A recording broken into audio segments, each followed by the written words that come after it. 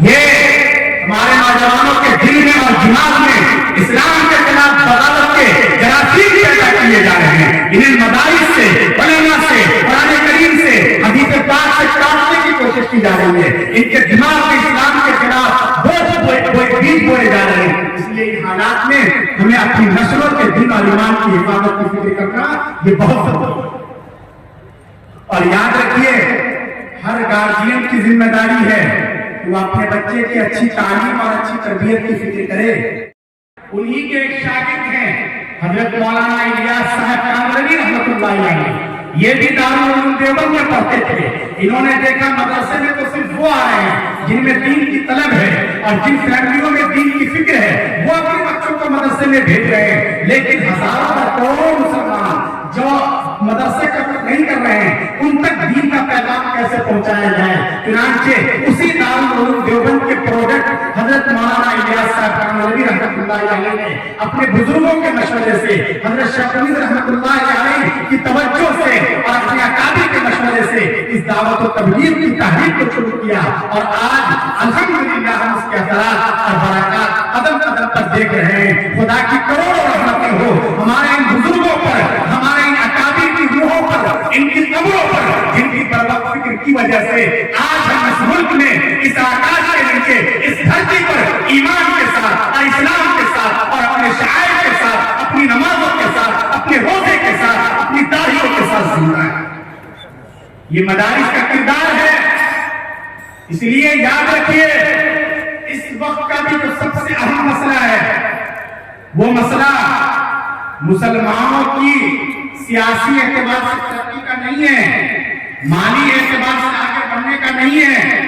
اس وقت کی جو سب سے بڑی سمسیا ہے وہ مسئلہ یہ ہے کہ کیسے ہم اپنی نسلوں کے دین اور ایمان کو محفوظ رکھ سکیں. مدارس جن حالات میں قائم ہوئے تھے، اس وقت بھی اسی طرح کی سچویشن چلتی جا رہی ہے. حالات بہت خراب ہوتے جا رہے ہیں. اور یہ تو فتنوں کا زمانہ ہے. پیارے آقا سرور کائنات فخر موجودات صلی اللہ علیہ وسلم نے بھی کم سے کم صلی اللہ علیہ وسلم تو کہہ دیا کیجئے. آپ صلی اللہ علیہ وسلم کی محبت اور عظمت کے لیے یہ پروگرام ہوتے ہیں.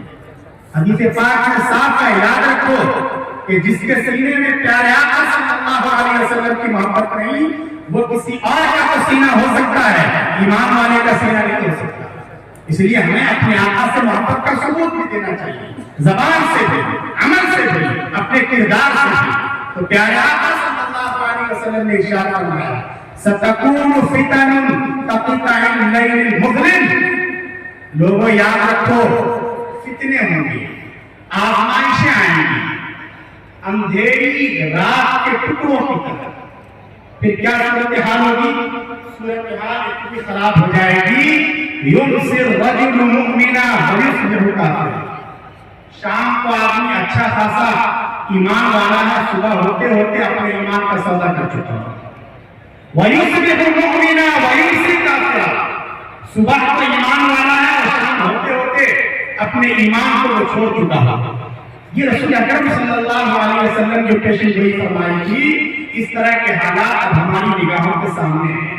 ہم ان حالات سے جوجھ رہے ہیں، ہم دیکھ رہے ہیں. آپ اپنی آنکھوں سے دیکھتے ہوں گے کہ لوگ صرف بعض سرکاری اسکیموں سے فائدہ اٹھانے کے لیے اپنی پہچان بدل ڈالتے ہیں، پہچان پتر بدلوا لیتے ہیں، اپنا نام بدل دیتے ہیں، اپنے مذہب کو اور دھرم کو بھی چھوڑ دیتے ہیں. یہ سب کیا ہو رہا ہے؟ ہمارے مسلم نوجوان بچے اور بچیاں جو شہروں میں رہتے ہیں، مخلوط تعلیم کی وجہ سے یہ جو کالج کرنے جاتے ہیں، ان کی آنکھیں کسی سے چار ہوتی ہے. حالانکہ وہ مسلم سماج کی بچی ہے، وہ ہماری عزت ہے، ہمارے سماج کی عزت ہے وہ. لیکن کسی کے ساتھ اس کی آنکھیں چار ہوتی ہے، اس کے ساتھ اسے محبت ہو جاتی ہے، وہ بہت آگے تک جانے کی کوشش کرتی ہے. وہ یہ نہیں دیکھتی کہ میرے خاندان کی عزت نیلام ہو رہی ہے، حتیٰ کہ وہ اس کے ساتھ پھیرے لگانے کا بھی تیار ہو جاتا ہے. یہ سب صورتحال ہے. ان حالات میں یاد رکھیے، ہمیں اپنی نسلوں کے دین اور ایمان کی حفاظت کی فکر کرنی ہے. ہمارے پاس ہے کیا؟ ہم مالی اعتبار سے مضبوط نہیں ہیں. سینکڑوں اور ہزاروں مسلمان مل کر بھی ایک اڈانی اور امبانی सियासी एतबार से हमारी कोई पोजीशन नहीं है, कोई सियासी पार्टी हमें मुंह लगाने को तैयार नहीं है। हर पार्टी ये चाहती है कि हम मुसलमानों से दूरी बनाए रखें, लेकिन जो सरमाया हमारे पास है, जिससे पूरी दुनिया खाली है, वो ईमान का सरमाया, वो हिदायत का सरमाया है। अल्लाह रब्बुल इज्जत ने हमें तो ईमान की दौलत अता की है, दुनिया की कोई दौलत उसका मुकाबला नहीं कर सकती। एक आदमी है, गरीब है वो, और झोपड़ी में रहता है, 2 वक्त की रोटी के लिए तरस जाता है, गवर्नमेंट उसे कोई स्कीम से फायदा नहीं पहुंचाती, लेकिन अगर उसके सीने में ईमान की रोशनी है तो दुनिया का खुशनसीब इंसान। इसलिए कि ईमान के बगैर आखिरत की कोई मंजिल तय नहीं होगी।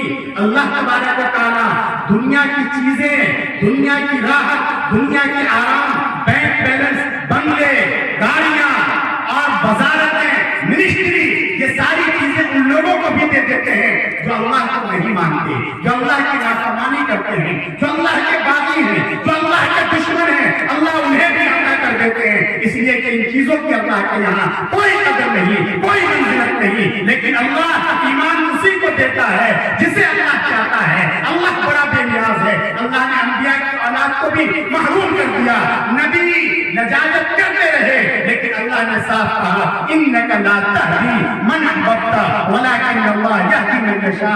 आप जिसे चाहें उसे हिदायत मिल जाए, ये कोई जरूरी नहीं है। हिदायत का पावर और हिदायत का अथॉरिटी सिर्फ और सिर्फ अल्लाह रब्बुल इज्जत के पास। अल्लाह ने वो कीमती दौलत हमें अता की है। मुसलमानों, हमारे इसी दौलत पर हमला हुआ है, हर एतबार से अटैक हो रहे हैं, हमारे नौजवानों का दिमाग खराब किया जा रहा है। ये हमारे नौजवानों के दिल में और दिमाग में इस्लाम के खिलाफ बगावत के जरासीम पैदा किए जा रहे हैं। इन्हें मदारिस से, उलमा से, कुरान करीम से, हदीस पाक से काटने की कोशिश की जा रही है। इनके दिमाग में इस्लाम के खिलाफ बीज बोए जा रहे हैं। इसलिए इन हालात में हमें अपनी नस्लों के दिन और ईमान की हिफाजत की फिक्र करना ये बहुत जरूरी है। और याद रखिए, हर गार्जियन की जिम्मेदारी है कि वो अपने बच्चे की अच्छी तालीम और अच्छी तरबियत की फिक्र करे। हम लोग ये समझते हैं माँ बाप का औलाद पर हक है। भाई इस बात को तो समझते हैं और इस पर तकरीरें भी खूब होती हैं माशाल्लाह, और है भी, बात भी सही है। भाई माँ बाप का औलाद पर तो हक है ही। अल्लाह रब्बुल इज्जत ने कुरान मुक़द्दस में अपना हक जिक्र करने के बाद वालिदैन का हक कोई तो जिक्र किया है, और रसूलुल्लाह सल्लल्लाहु अलैहि वसल्लम ने तो और ज्यादा क्लियर और वाज़ेह कर दिया है।